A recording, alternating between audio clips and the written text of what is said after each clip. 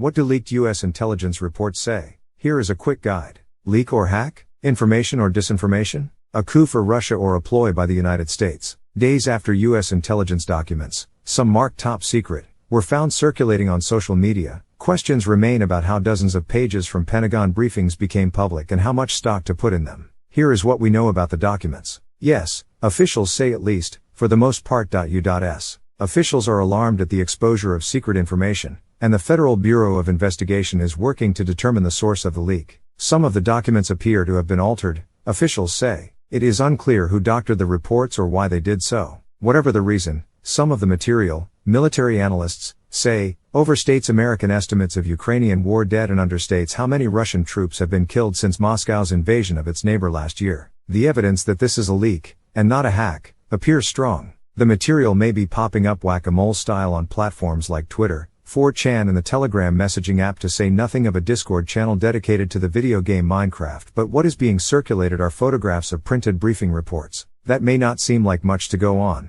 especially given the thousands of people said to have access to the material. But in 2017, a crease mark visible in the image of leaked National Security Agency material was enough to put investigators on the trail of a young Air Force linguist named Reality Winner. The new documents may offer still more clues. Online, they look like hastily taken photographs of pieces of paper sitting atop what appears to be a hunting magazine. Former officials who have reviewed the material say it appears that a classified briefing was folded up, placed in a pocket and then taken out of a secure area to be photographed. Some documents were specifically marked for U.S. eyes only, increasing the likelihood that an American official leaked the information. Though the documents may not fundamentally alter the understanding of what is happening on the battlefield, they may offer insights or at least tantalizing clues to the trained eye of a Russian war planner. The documents do not contain specific battle plans, including about the Ukrainian counteroffensive expected in the next month so, but they detail secret American and NATO plans for building up the Ukrainian military ahead of that offensive. They also suggest that the Ukrainian forces are in more dire straits than their government has acknowledged publicly, pointing specifically air defense shortages and to the pace with which they are going through the American-supplied high-mobility artillery rocket system known as HIMARS. And the mere fact that the materials leaked, and in particular the confirmation they offer that the U.S. government spies on allies and adversaries alike, may prove damaging to the generally unified coalition that has emerged to help Ukraine fend off the Russian invasion.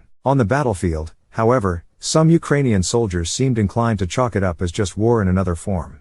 We can no longer determine where is the truth and where is the lie, one Ukrainian battalion commander said. The leaked Pentagon documents reveals how deeply the United States has burrowed into Russia's security and intelligence services, allowing Washington to warn Ukraine about planned strikes and gain insights into the strength of Moscow's war machine. The material reinforces an idea that intelligence officials have long acknowledged the United States has a clearer understanding of Russian military operations than it does of Ukrainian planning. The military apparatus is so deeply compromised, the documents suggest, that American intelligence has been able to obtain daily real-time warnings on the timing of Moscow's strikes and even its specific targets. That may now change. The leak has the potential to do real damage to Ukraine's war effort by exposing which Russian agencies the United States knows the most about, giving Moscow a potential opportunity to cut off the sources of information. Officials in Washington have described the document's release as a major intelligence breach, but in Kyiv and Moscow, there is agreement on two things: the information is suspect, and the goal is subterfuge. They just don't agree on who is behind it. In a statement to the New York Times, Mihailo Podolyak, an advisor to Ukraine's president, Volodymyr Zelensky, said the documents were filled with fictional information. There is not the smallest doubt that this is yet another element of hybrid warfare, he said. Russia is trying to influence Ukrainian society, sow fear, panic, mistrust and doubt. It's typical behavior. The goal, the Ukrainians say, is to undercut the coming counteroffensive. In Russia, pro-war military bloggers also pointed to the Ukrainian counteroffensive but drew a different conclusion. A post on Grey Zone, a Telegram channel associated with the Wagner militia, said we should not exclude the high probability that such a leak of classified information at the exact moment of the intensification of hostilities, and after the fact of the accomplished events displayed in the documents, is disinformation of Western intelligence in order to mislead our command to identify the enemy's strategy in the upcoming counteroffensive.